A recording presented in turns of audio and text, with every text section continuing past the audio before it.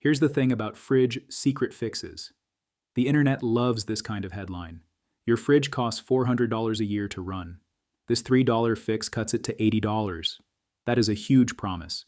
And whenever you see a promise that big, the first thing you should do is not grab a brush, not order a gadget, not panic about your power bill. Do the math.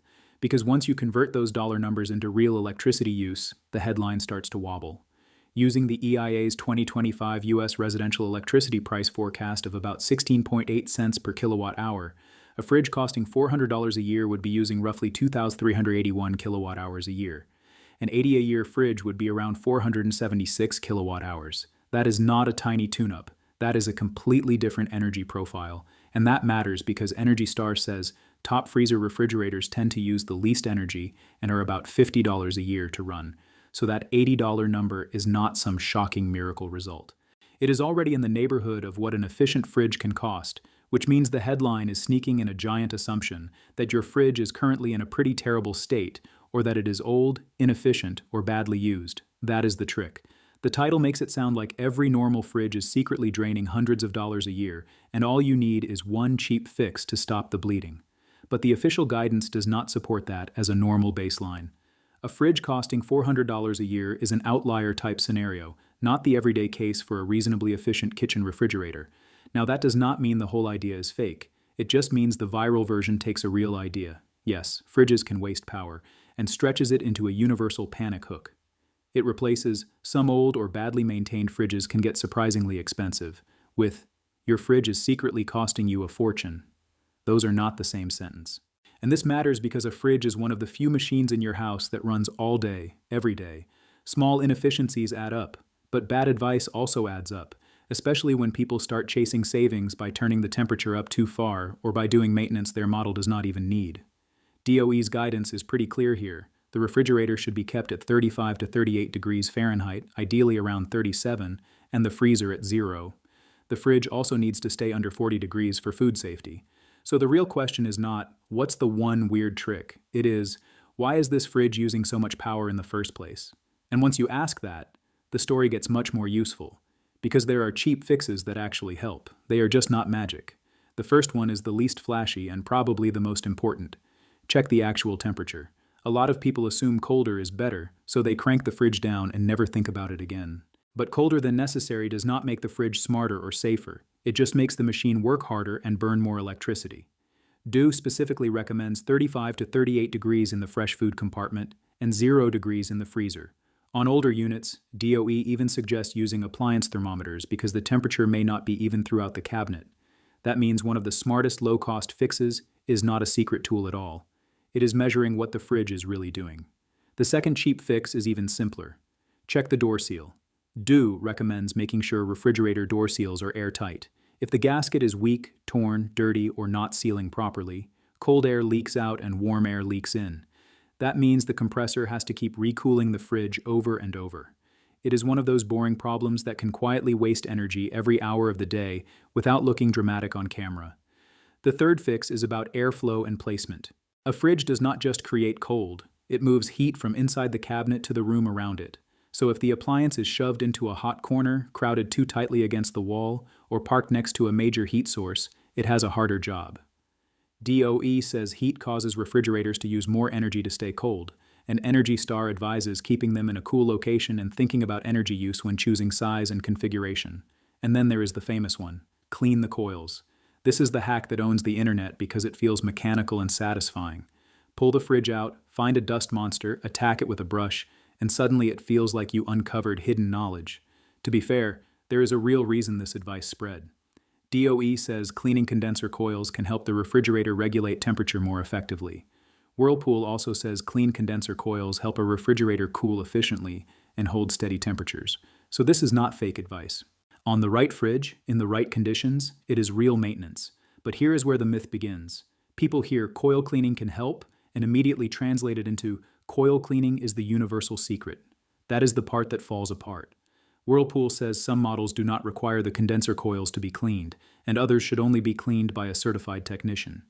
GE says many newer automatic defrost refrigerators have a never-clean condenser, and most models manufactured since 2001 have coils in a location that does not require routine cleaning.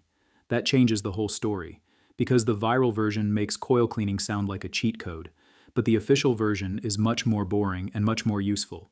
Check your model, check your manual, and clean the coils only if your refrigerator actually has a user-maintainable design that benefits from it.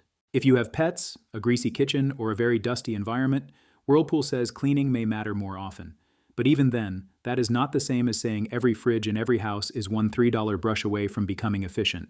And that is a pattern you see all the time with home hacks. A fix works in one situation, then it gets repeated without the situation, then it becomes folklore. That is exactly what happened here. Cleaning coils is not nonsense. It is not a scam. It is not a myth in the sense of being totally false. It is a half-truth. The half that is true is that dirty condenser surfaces can hurt performance on some refrigerators. The half that gets lost is that not every fridge is that fridge. And once you see that, you start to notice something more interesting. The biggest fridge energy problem usually is not some hidden dust patch at all. It is usually the fridge itself, or where you put it, or the fact that you have two of them. This is the part almost every viral fridge video skips. A lot of people obsess over their main kitchen refrigerator, while the real money drain is the old backup unit humming away in the basement or garage. Energy Star says keeping a second refrigerator in a basement or garage could be wasting about $90 a year. Not because it is broken, just because it is old, inefficient, and running all year for drinks, leftovers, or just-in-case storage. That is such a perfect example of how clickbait points people at the wrong villain. Everybody wants a hidden mechanical trick.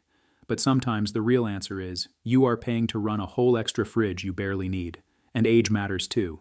Energy Star says refrigerators over 15 years old could be costing more than about $80 to $95 a year to run, and old refrigerators use about 20% more energy on average than a model that has earned the Energy Star label. That does not mean every old fridge should be instantly replaced, but it does mean there comes a point where maintenance is not the main story anymore. The appliance is. Size matters as well. Energy Star says the larger the refrigerator, the greater the energy consumption, and top freezer models tend to use the least energy of the common configurations. DOE also notes that heat will cause the unit to use more energy to stay cold. So when people compare two fridges and ask why one costs more to run, sometimes the answer is not dirty coils or a secret hack. Sometimes it is just that one machine is bigger, older, hotter, or designed with more energy-hungry features. So, my fridge uses too much power is really three different problems wearing the same costume. One version is a fridge that is basically fine and just needs its settings corrected. One version is a fridge with maintenance issues like seals, airflow, or applicable coil cleaning. And the last version is the answer people hate hearing. The fridge is old, oversized, badly placed, or simply not worth keeping plugged in anymore. That last category is where the big savings often live. Not because there is a hidden trick, because there is a bad appliance decision that has been sitting there for years. So here is the real payoff. The internet version of this story says there is one hidden $3 fix, and once you find it, your fridge stops wrecking your power bill. But the honest version is better, because it actually tells you what to do. Start with the cheap checks. Check the actual temperature. Check the door seals. Check whether the fridge has room to breathe.